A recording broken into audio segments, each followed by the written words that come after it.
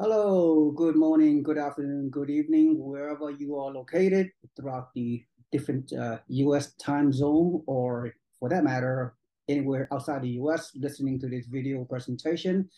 Thank you for uh, tuning in, and I really appreciate your time taking out of your day to listen to another great real estate message.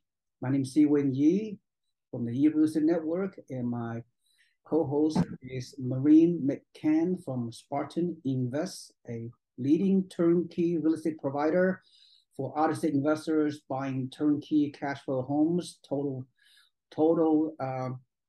one-stop shop, if you will, professional property management, all the systems all set in place, everything's vetted in advance for our out-of-state investors, 99% research and validated and substantiated. And so our out-of-state investors can purchase passively, remotely, and and they can scale their portfolio using the leverage of a great turnkey provider in Spartan Invest that does Alabama, Tennessee, and Georgia. What more can you ask? You got all cover all the bases covered in terms of geographic location and great asset provider. Yeah, well, thank you, Seewing. What a nice introduction. Yeah, welcome, Maureen, once again. It's a pleasure to having you on. You always provide some great perspective, great presentation, and help listed investors to educate and inform them so they can make an informed decision to purchase investment properties to grow their wealth. All right.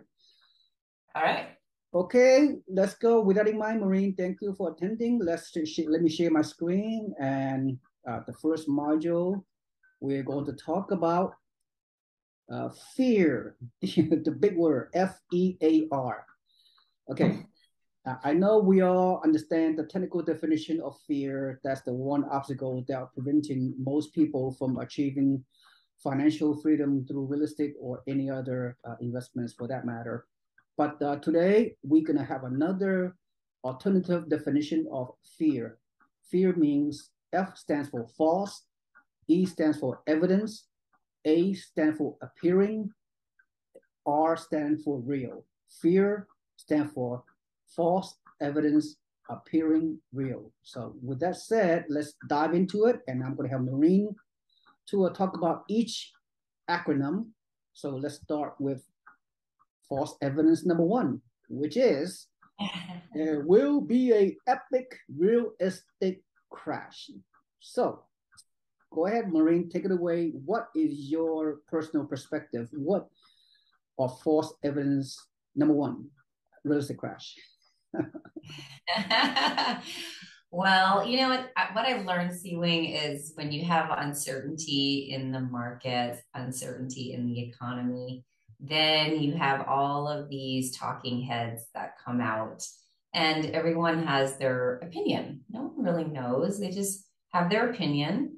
And then some, and then, you have uh, your extremist, and then you have your, I would say, more realist. They kind of sensationalize. These guys use more data from history. So I'm human. I can get caught up in all of this over here because it's unknown, right?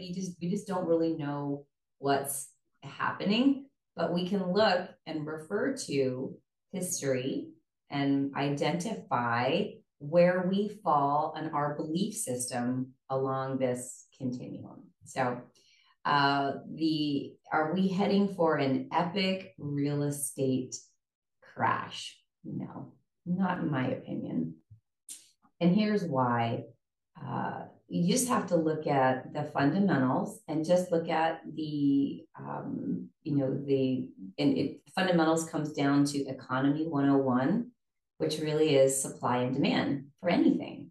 We can look back at COVID, and there was a scarcity and a high demand for toilet paper, right? Lots of people rushing out and buying because they just think there's a scarce resource here, so I just have to go and buy it immediately, and it causes a frenzy. the frenzy for us in real estate was the very low interest rates that caused this crazy frenzy. So very, very high demand, low supply. And guess what happened? The housing market got super hot, right? And we've all experienced exceptionally good equity growth nationally. And then if you drill down to local markets, same, they probably even did better. Some of the local markets even did better than what was reported by the National Association of Realtors nationally. So your question is there a market crash coming? I don't see it because the numbers of the undersupply, how undersupplied we are as a country in the number of housing units available for the number of residents that need housing.